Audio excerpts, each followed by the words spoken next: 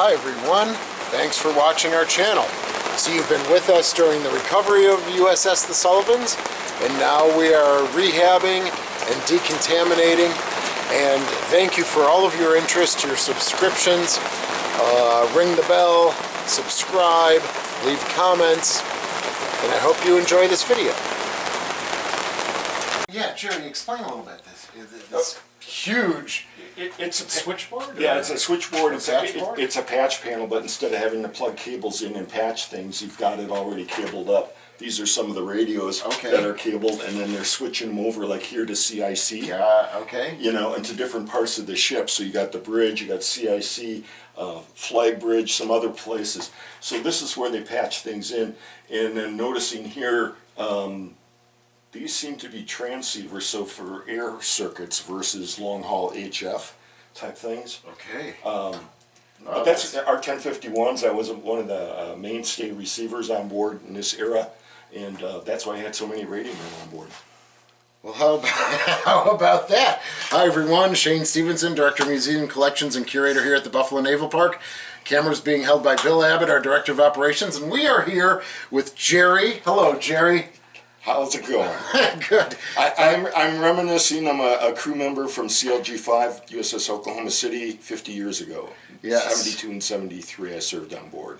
So being on Little Rock has been like a 50-year bucket list dream come true. Great, great. And how did you get in touch with us and things like that? So, well, you know, remember the HNSA conference, Historical Naval Ships, you know. Yeah. I joined Historical Naval Ships Association. I looked and I saw the Little Rock in there, and that was in 2019, so it's like, okay, bucket list, I got to get to this museum ship and see it. And the pandemic slowed that down a little bit, but then I remembered you, and I connected with you via your website, and we set this all up. Yeah, that's you great. And Bill have been very helpful to make my 2-day stay just awesome. So we have Jerry here, who was an ET, right? So why don't you give your career ladder? It's a pretty unique career ladder here. Okay, well, I was Navy Reserve my entire career. I joined because I was a ham radio operator and I wanted to be an ET electronics technician. Served aboard Oklahoma City as an electronics tech, junior enlisted. I was a seaman when I got out, made third class coming out, but I stayed in reserves beyond my 6-year commitment. Made chief. I was a chief electronics tech for 2 years.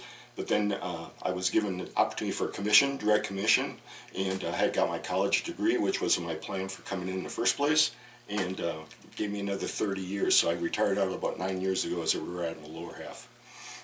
Isn't that amazing? Yeah, that's pretty amazing.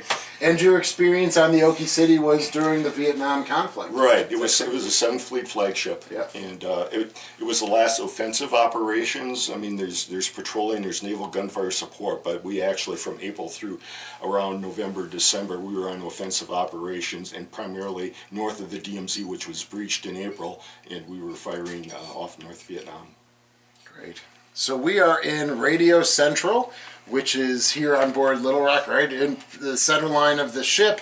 And we brought Jerry up here, and we're also going to go to CIC and potentially got down to Gunplot. And so he's going to kind of fill some information in. And we've, as Jerry had said, we've had him on board for about 2 days now, and he's getting ready to ship off. But he wanted to come check out some of these spaces. So I'm very curious, are you, when I come in here, I look at this switchboard and I'm just amazed. And now this one here is a transmitter switchboard. Okay. Over here is receiver and audio. Okay. Okay. So when you look, and remember I kept talking about the WRT2s, that was our mainstay HF long-haul transmitters. And then you had the receivers on the receiving side. So they had banks of receivers down here that aren't here anymore, but... Yeah, so this receives? No, this transmits. Transmits. This is your switchboard for bringing in your transmitters, and your transmitters aren't here. That radio room I talked to you about that are outboard, those are where the transmitters are. We just had to keep them running, and they would patch them in down here. And then if there was a problem, it was like, is it down here, is it up there, or outside? Yeah. All right, this is helpful, but yeah, we could take a look around. I mean, this space is actually a really large space. It is, but they have a lot of people in here manipulating manually those switches. I can see that, yeah. I mean, we've got the TTY, secure TTY space here. Yeah, oh, geez, yeah, and see, they would compartment all this off. If you didn't need to be in here, you wouldn't. Right. It would be that sanitized space, or... Yeah. Right. Only who was in here was allowed in here. And you had to have the clearances. Yeah. This was a top secret space, and nothing below top secret level could come in here. Okay. Yeah. Now, when people come in here and we talk about it, there had to be equipment all along this shelf. You know, there would be seats. You know, you see the mounts right here, the shock mounts or the mounts for the. There would be banks. Equipment. Yeah, the transmitters are in auxiliary rooms outside on the ship, but the receivers would be down here, and there'd be banks of them. Okay. And they would just come here and they'd tune the frequency on the receiver, but then they would patch it over on that panel to wherever it had to go. If the bridge needed to hear it, CSC needed to hear it, you know, and it was all manually done. Right. Okay. Wow. Yeah, this is something that we here at the Naval Park. This was an area that we didn't really have, but we had Bill and the crew here on board. You know, cleaning up the space a little bit. We don't know yet what we'll do with it. Just like that weapons control in the aft superstructure, if you watch that video on YouTube, we'd like to clean that up as well. So there's some areas that we'd like to potentially have some sort of access to that have not had access at all. So yeah, I could see here there's a control panel. They had teletypes in here.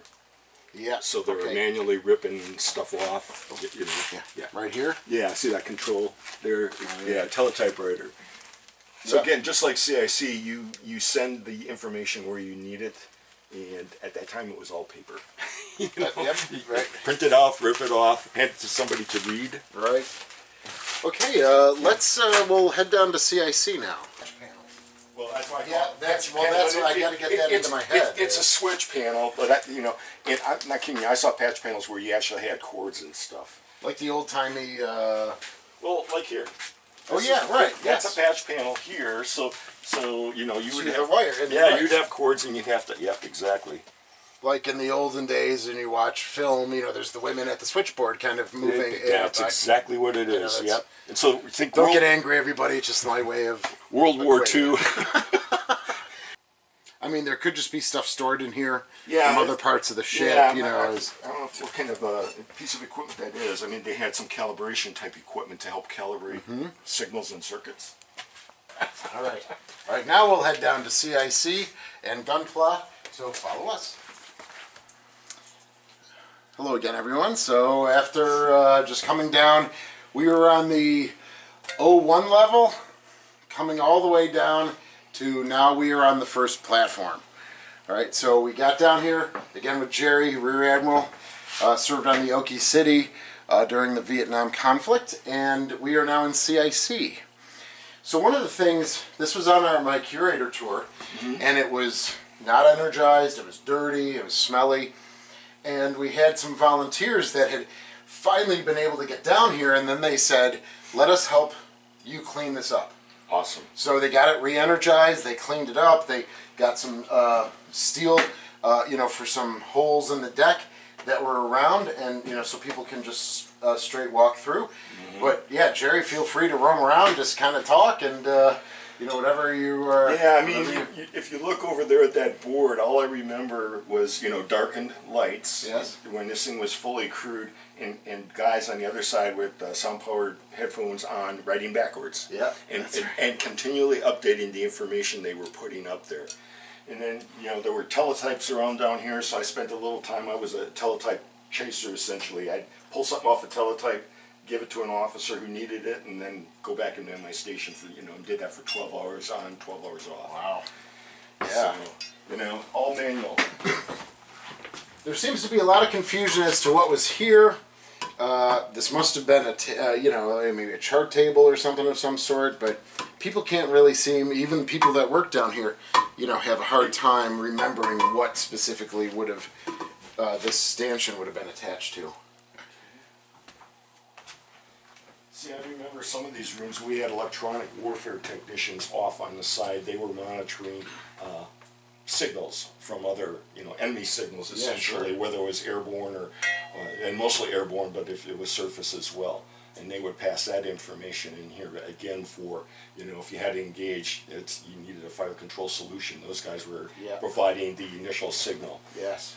All right. Yeah, because you're tracking friendlies, you're tracking enemies, air, surface, underwater on some boats, underwater. And they had identification friend or foe, IFF, and it was supposed to work.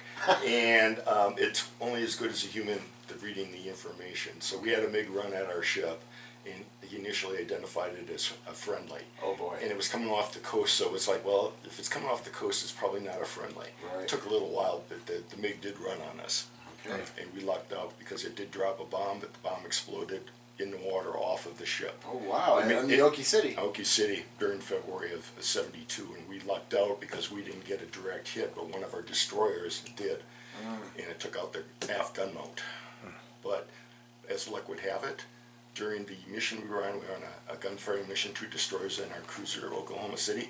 The gunboat was evacuated. They had a hang fire during the mission. Get out. And 12 guys got out of there. Oh. And when that gunboat got obliterated, because it was a direct hit by that MiG on the back of that USS Higbee, only 4 guys were hurt. No casualties that day. But had they been in the gunboat, Yeah, that would have been a different story. Yeah, much different story.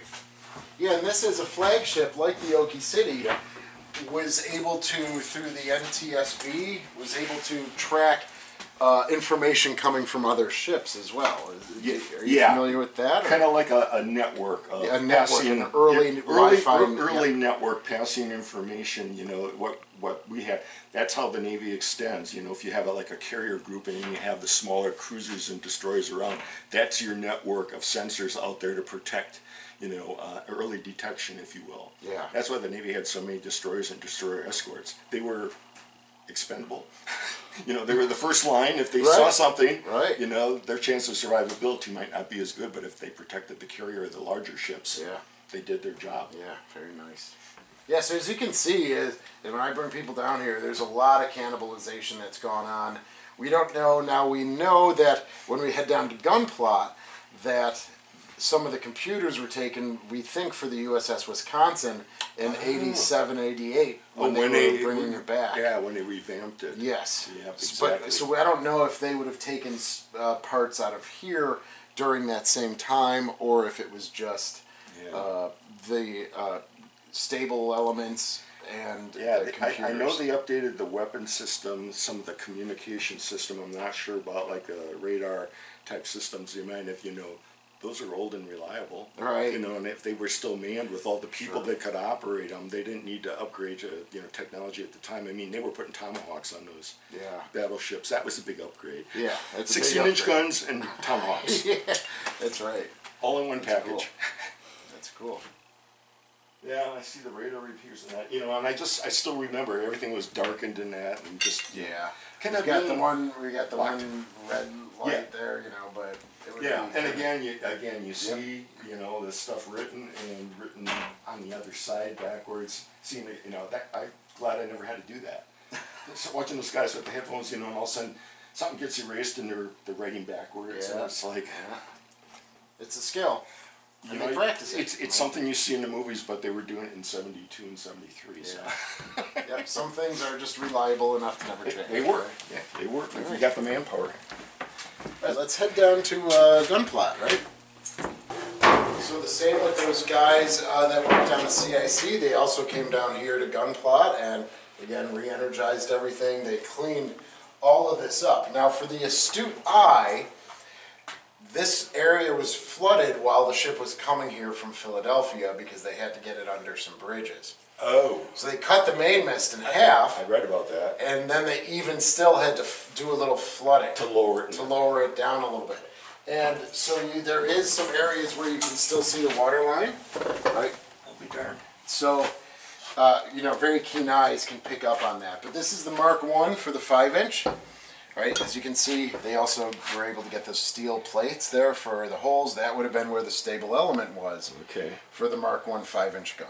Yeah, so this is the analog computers. I never worked on them, but I mean the analog, you know, you had gunner's mates, and you had fire control technician guns that ran the computers that did all the calculations and amazingly hit their targets. Yeah.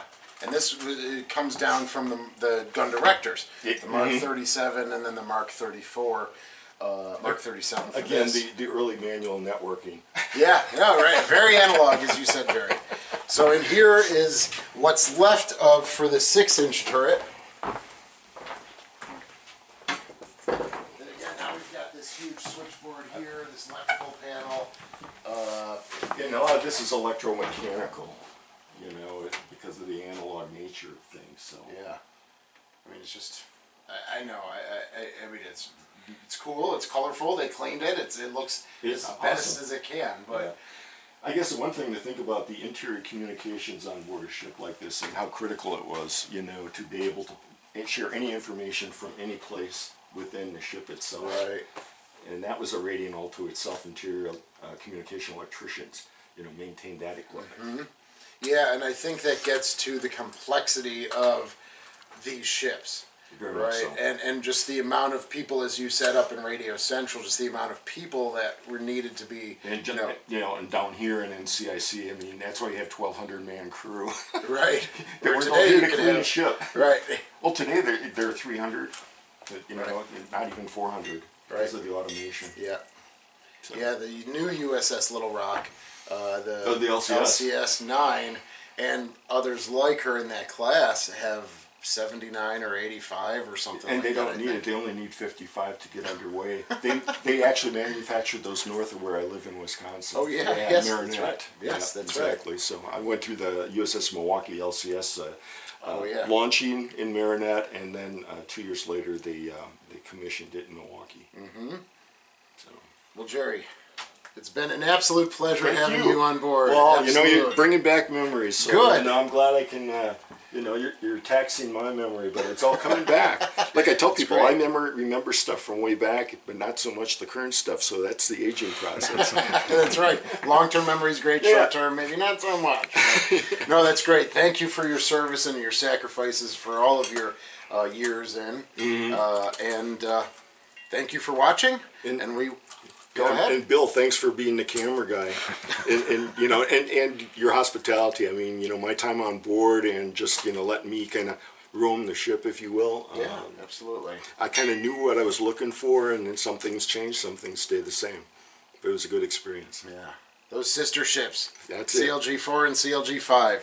Thanks so much for your views. Leave comments, subscribe, ring the bell, and we will see you again soon. Thanks for being here.